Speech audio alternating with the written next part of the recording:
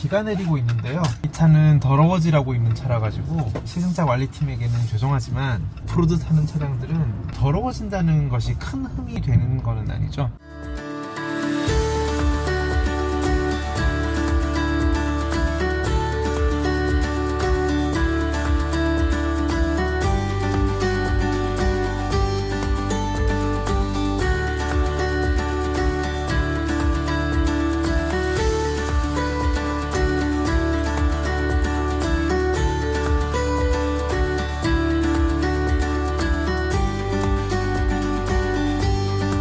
시승한 차는 지프 랭글러의 루비콘 4도어 모델이었습니다. 하이 벨로시티 컬러라고, 그러니까 대표 컬러라고 할 수 있는 차입니다.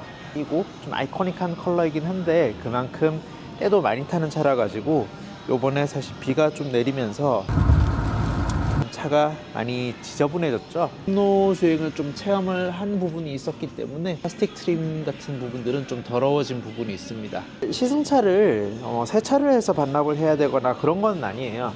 그렇지만 오프로드 차량을 이용하는 데 있어 가지고 차를 세차하는 부분까지가 차량 전차를 경험하는 방식이 아닐까 해서 세차를 조금 해서 반납을 하려고 합니다. 이번 컨텐츠에는 케미컬 가이 코리아가 후원을 해주셨습니다. 세차 좋아하시는 분들은 모르실 수 없는 브랜드죠. 케미컬 가이가 미국 브랜드잖아요. 미국 브랜드답게 특히 홈로 주행했을 때 머드 같은 게 묻었을 때 세척력이 좋은 브랜드 제품들을 보유를 하고 있습니다. 진흙 같은 경우가 생각보다 점성이 되게 강합니다. 흙이니까 물로 씻어내면 되겠지 싶은데 생각보다 안 떨어지는 경우들이 있거든요. 진흙을 씻어내는 정도로 아주 특화된 제품이 마침 있었고요. 이 면발이 좀 굵은 빅누들이죠. 이 짬뽕면보다 더 굵은 워시미트인데 훨씬 큰 거고요. 지금 요거는 세차를 본격적으로 하기 전에 프리워시인데 프리워시 제품을 먼저 플라스틱 트림하고 타이어에 뿌려 놓을 예정입니다. 이런 차량들은 휠하우스 안쪽을 충분히 닦아줘야 될 필요가 있습니다. 이 상태에서 물만 뿌려도 웬만한 먼지나 기름때는 눈에 띌 정도로 깨끗하게 씻겨나가는 걸 볼 수 있어요. 버킷 벽면을 따라 한 바퀴 정도 거품은 살수 노즐 끝을 수면에 살짝 닿게 하는 정도. 적셔서 쓰는 방식은 행궁용 버킷이 따로 있으면 좋아요. 크게 닿기가 어려운 부분은 아니에요. 오프로드용 SUV의 경우는 휠이 크진 않습니다.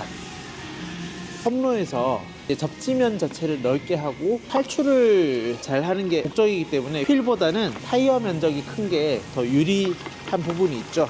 스펀지는 이 두 개가 있어요. 하나는 플라스틱, 하나는 타이어면. 이렇게 분리해가지고 타이어 앤 트림 제품을 골고루 도포해주는 역할을 합니다. 세차 환자이신 분들은 정말 패널마다 스펀지며 미트며 다 따로 쓰시는 분들이 계세요. 소재 속성마다 분리하는 것만으로도 충분하다고 할 수가 있겠습니다. 이런 느낌입니다. 찾아보면은 플라스틱이 진짜 많아요. 랭글러 같은 경우는 점성이 끈적끈적해요. 근데 손에 만진다고 그 점성이 느껴지는 거는 아니고 코팅 역할을 하기 때문에 그래서 이렇게 좀 끈적끈적하다고 할 수 있고, 이 팬더 안쪽 면도 작업을 해주는 게 좋다고 합니다. 세차 마무리 단계 꽃이라고 할 수가 있어요. 아끼지 말고 지금 BF 굴리치 타이어가 적용이 돼 있고 바하 챔피언, 바하라고 그 랠리 이름이죠.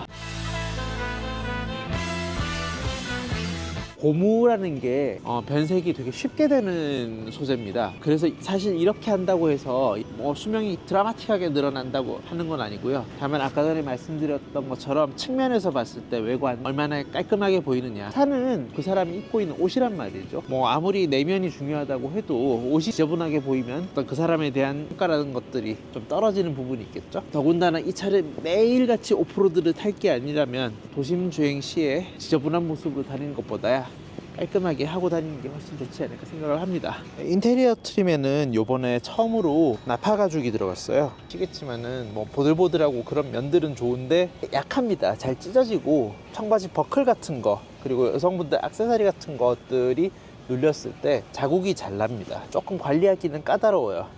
랭글러 같은 경우는 블랙이어 가지고 그나마 관리가 쉬운 편입니다. 어디까지나 이 차량은 험로를 갈 수 있고 험한 상황에서도 타라고 만든 차이기 때문에 그렇게까지 신경 쓰게는 안 만든다, 이런 부분에도 녹아 있다고 할 수 있겠습니다.